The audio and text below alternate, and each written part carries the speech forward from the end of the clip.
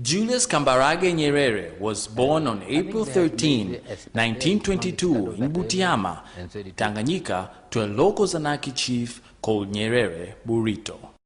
At the age of 12, he began his education at the government primary school in Musoma, walking 26 miles each day to attend classes. He completed his schooling a year later. He was then transferred to Tabora Boys Government Secondary School in 1943 and later moved on to Makerere University in Uganda for a certificate in education. In 1949, he became the first Tanganyikan to study in Britain, where he obtained a Master's of Arts in History and Economics at the University of Edinburgh. In 1954, he developed the Tanganyika African National Union, which grouped together nationalist factions towards an agenda for independence and self-reliance for the country. Nyerere was forced by the colonial authorities to choose between his teaching career and his interest in political activities. He was reported as saying that he was a schoolmaster by choice and a politician by accident. In due course, he entered the Legislative Council in 1958 to become the Chief Minister in 1960. A year later, Tanganyika was granted internal self-government and Nyerere became Prime Minister. Nyerere's integrity, his ability as a political orator and organizer, and his readiness to work with different groupings was a significant factor to achieving independence without bloodshed. In this, he was helped by the cooperative attitude of the last British governor, Sir Richard Turnbull.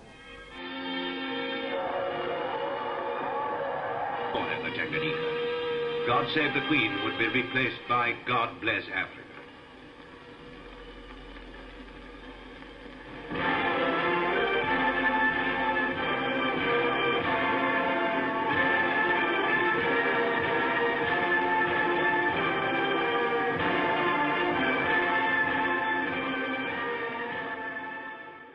Tanganyika got full independence in December 1961, and a year later he was elected president of the republic in 1962.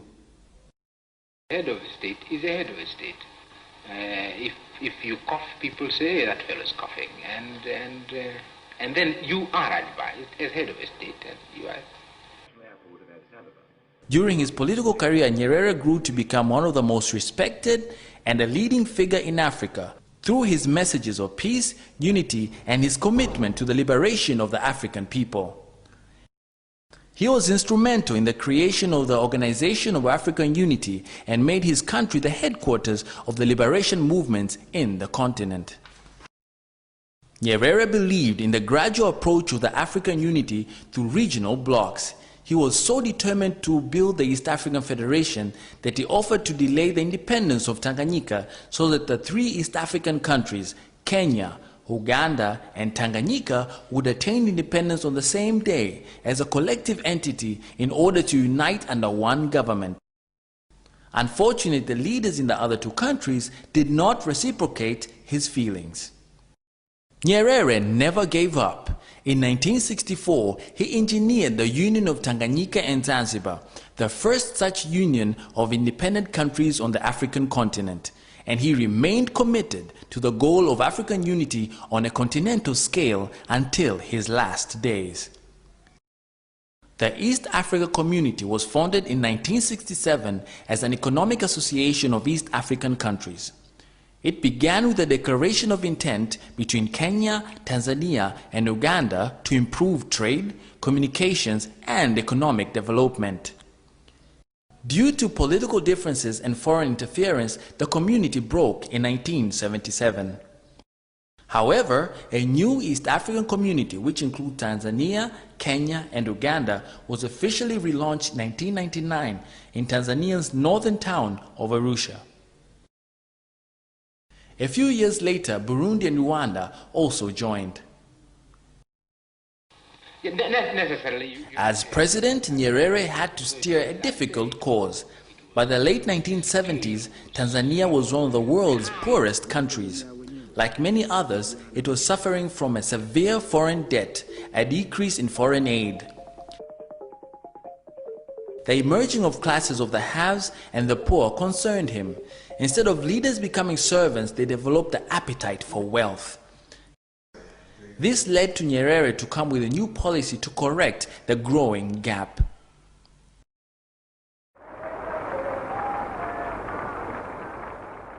The Arusha Declaration of 1967 was a blueprint for establishing a more egalitarian society, which placed emphasis on self-reliance and avoided dependence upon foreign loans. The strategy entailed state ownership of major means of production and important services.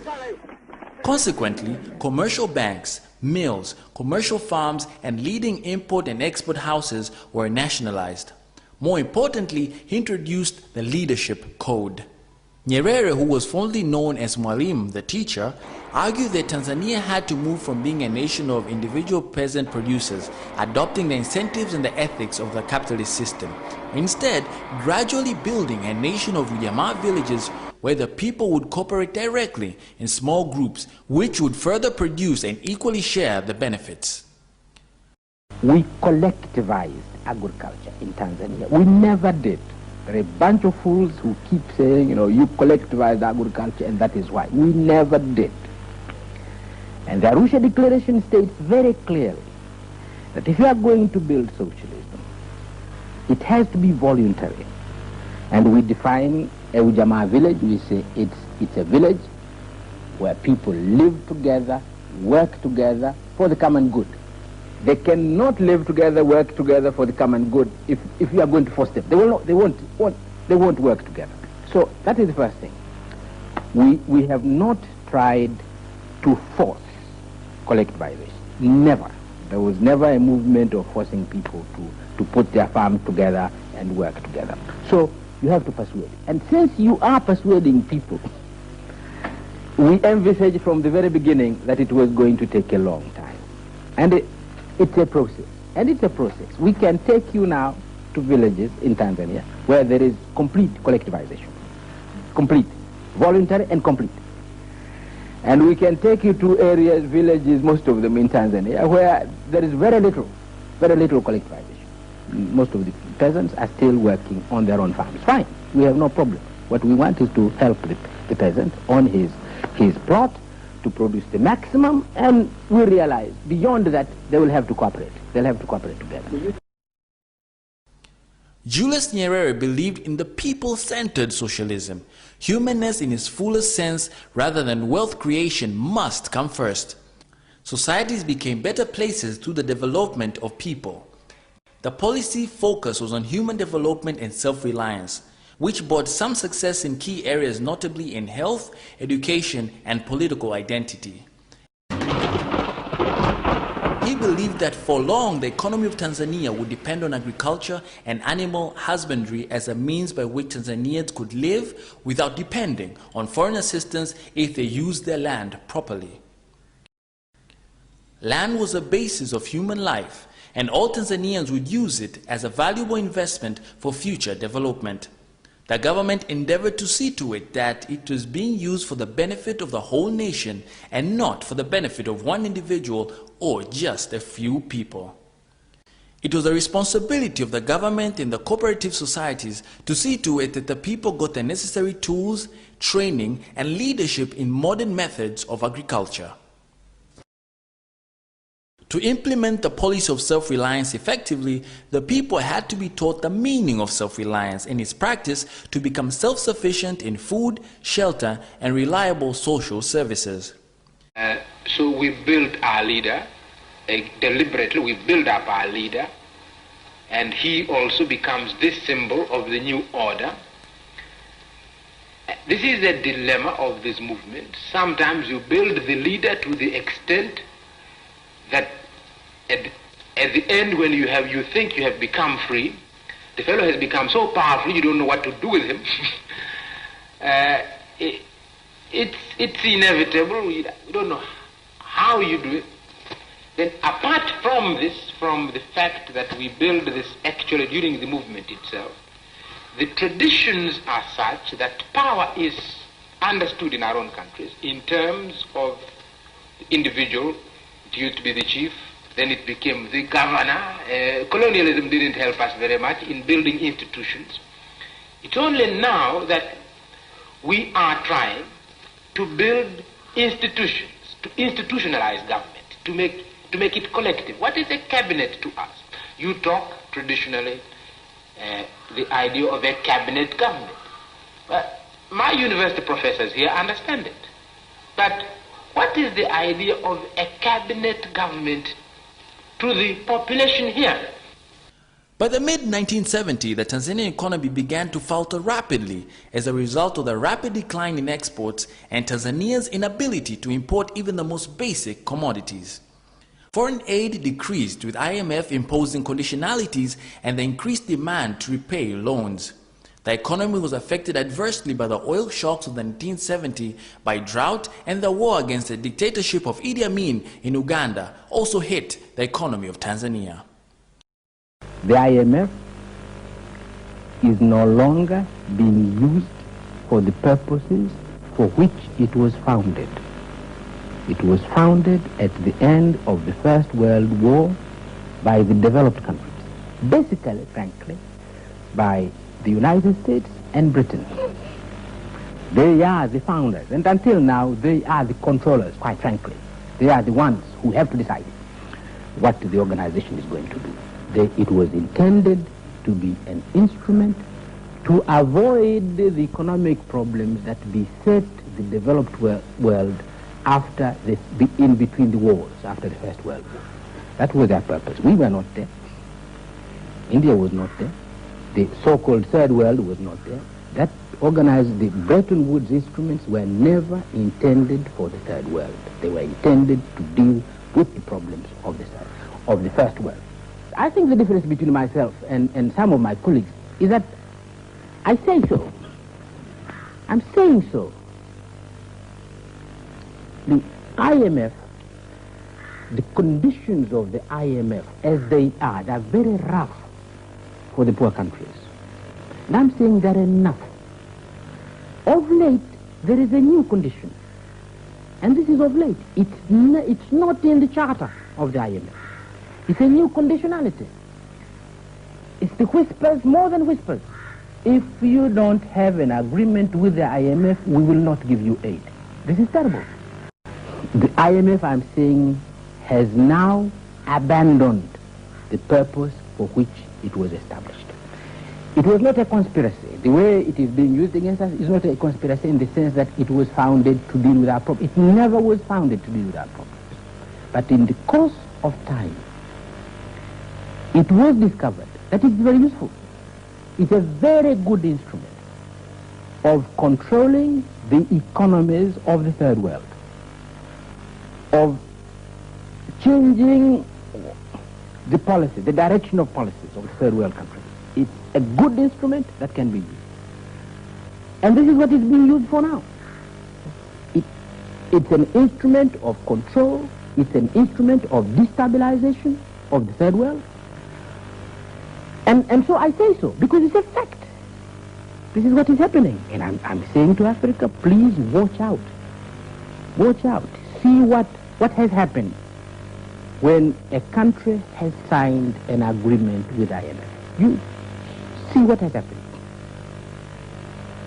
It's a problem. I'm not saying poor countries should not be asked to tighten their belt. They're tightening their belt all the time. I've just been saying, the people of Tanzania have been tightening up their belts all these last 6 years. But they go beyond that. Tighten more, tighten more. What is the purpose? It's never development, so that you may be able to pay the banks. It is tightening the belts for the purpose of private enterprise and the ability to pay the banks. But I'm saying this is wrong. Mwalimu Nyerere was at the forefront of the most pressing issues for Africa at that time, the liberation struggle. He led the campaign to support the liberation struggle. And all these liberation movements based in Tanzania, including those from South Africa, Mozambique, Zimbabwe, and Namibia, establishing military camps for training for the freedom fighters in Tanzania.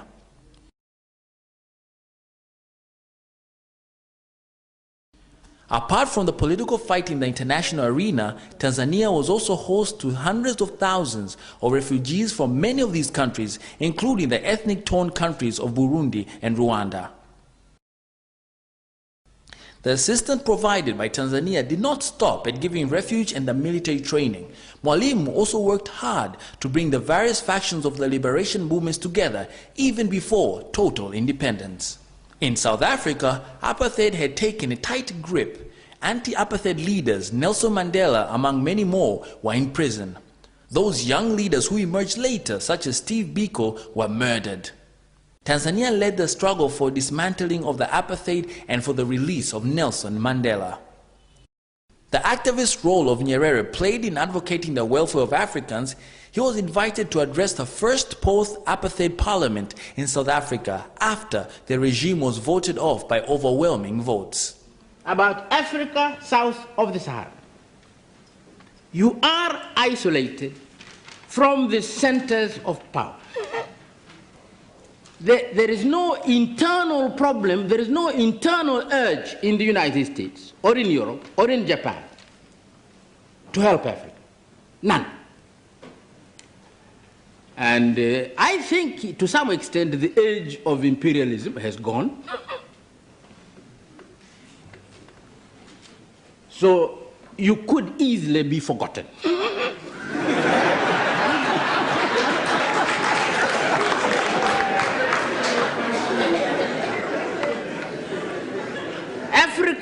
Africa is of interest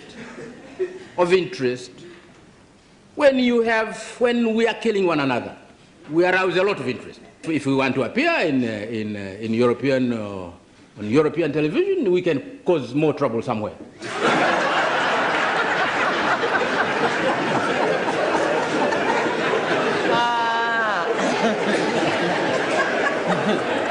Africa south of the Sahara is isolated. Africa south of the Sahara, in the world of today, is on its own. Totally on its own. Nyerere, as a man of integrity, was always ready to accept mistakes both in policy and in practice. To friends, I can admit, and we have made a number of mistakes. I think one of them I spoke about yesterday. Only yesterday I was speaking about one of them. We nationalized whatever industries we had. We have few industries in around 67 when we became independent, and around 67. One of the major, and industrially we really did not have many industries to nationalize. But we had a very highly developed sisal industry based on estates. It was already beginning to run into some difficulty because of the world prices. The prices were going down. And we nationalized it. It was a mistake. It is quite clear it was a mistake. We did not have the management, the local management, to manage those farms. We nationalized some. We didn't nationalize all the farms. We nationalized some estates and left others, and this has proved the others which we left, which we did not nationalize, are doing much better than those we nationalized, although of course they had to function in the same economic situation in the world. And the basic problem was that we simply did not have sufficient management. The management was not well developed. In this case, we made a mistake. That's one mistake. It's one example of the type of mistake we made. I think also institutionally we made mistakes. We abolished the cooperative movement. I think we shouldn't have abolished the cooperative movement. Once again, centralization. Again, it was a mistake. To centralize, you need a lot of ability to be able to centralize. And it's better to commit the mistake of the people themselves with their little experience and continuously gaining their experience, running small cooperative unions. It's better to commit the mistakes there than to run the risk of centralization. When you make a mistake there, the mistake is very serious. Julius Nyerere, as Tanzania's president, philosopher king, shaped the country's policies and image to his own designs, moving later in his career into a new role as international proponent of the Third World Cooperation. But I go out, and sometimes I get annoyed, but sometimes I don't get annoyed. Here I am, former president of my country, no problem in Tanzania. We've never had these problems that they have. But I'm an African, and they see me, and they ask me the problems of Rwanda. I say, but I don't come from Rwanda. But you come from Africa. What's the difference? But I don't meet everybody. I don't meet an Englishman somewhere. Huh? If Blair was to come to Dar es Salaam, I don't ask him what is happening in Bosnia. It never occurs to me. I should ask Blair, what is happening to you Europeans because of what is happening in If President Cole was to come somewhere, I don't ask him what is happening in Chechnya. Well, Cole could say, why are you asking me anything about Chechnya? I don't know what is happening in Chechnya. But this is not true about Africa. About Africa, Mr. President, you go, here you are, trying to build something which is a tremendous experience. But perhaps you are different, because sometimes they think South Africa is different. So perhaps they would say, but this is President Mandela, this is different, it's not...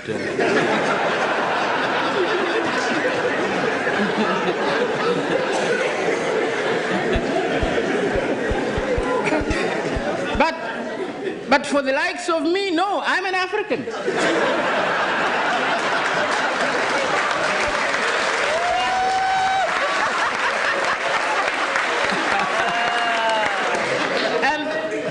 And I say, sometimes I get irritated, but then I say, why? Why do I get irritated? Because, of course I'm a Tanzanian, but what is this Tanzania? What is this Tanzania? Why should these Europeans see me as a Tanzanian? What is this Tanzania? This is something we tried to create in my lifetime. I built Tanzania. So what is this Tanzania? The Europeans are right. The North Americans are right to look at me as an African. As African countries became independent, several African leaders like Nyerere and Kwame Nkrumah joined the non-aligned movement. Originally, non-alignment simply meant not aligned with either of the military and ideological camps. If I go to Britain, I marvel at what has taken place. If I go to the United States, I'm overawed by the development there. If I go to China and see what they are doing, as that we can also do. That we can also do. Because it's primitive. You go into their factory, it's a primitive factory which has a roof, a leaking roof, and no cement floor, and they're producing glass there, they're producing other things. That we can do, at home. And many things like that. If you go and you find the way they're organizing their communes, they're using tradition in order to break tradition. You see, we can do that in Africa too, and many things like that. Africa has experience. If really Africa wants to be objective, China has experience, which is very relevant to what is taking place in Africa at present. This is not a good thing to say, with the others who see China as merely a threat and not some country from which we can learn. And then there are others China is doing. He sometimes led campaigns for world peace and nuclear disarmament while allying himself closely with distinguished leaders like Pierre Trudeau of Canada, Olof Palme of Sweden, Willy Brandt of Germany, and Terje Allende of Denmark. Nyerere met Prime Minister of Canada Pierre Trudeau, Queen Elizabeth of Britain, Australian Prime Minister and US President John Kennedy on bilateral and multilateral cooperation. The President of Tanganyika, President Nyerere.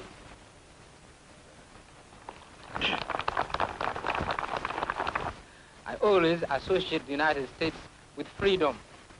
During those days when we were struggling for our freedom and having chosen the method of peace to achieve our freedom, I used to come almost annually to the United Nations organization to plead the cause of the freedom of my country. And every time I think of the United States, I think also of the freedom of my people. Nyerere stepped down as president and Ali Hassan Mwinyi took over the reins of power. Nevertheless, Nyerere continued to be an important political figure by retaining the position of chairperson of the ruling party Chama cha Mapinduzi, which had been formed in 1977 after the amalgamation of the Afro-Shiraz Party and TANU. The principles and values that Mwalimu Nyerere stood for still arouse deep interest within and between schools of thought a decade after his death. Nyerere humbly retired from active politics and moved back to his childhood home in the village of Butiama in western Tanzania. Of the many things this son of Africa will be remembered for was his humble, peace-loving, fight against corruption, crusader of justice, and non-believer in tribal or ethnic sentiments. Nyerere traveled more widely after retiring than he did when he was president of Tanzania. He was tasked to mediate the conflict in the countries of the Great Lakes, Rwanda and Burundi, and also DRC. He passed on the duty of mediating the Burundi peace crisis to Nelson Mandela, partly due to deteriorating health. He died in a London hospital of leukemia on October 14, 1999. Tanzanians and the world mourned the death of this great son of Africa. He was given a well-deserving send-off. Julius Nyerere has left a rich legacy, still loved by his people and by many others all over.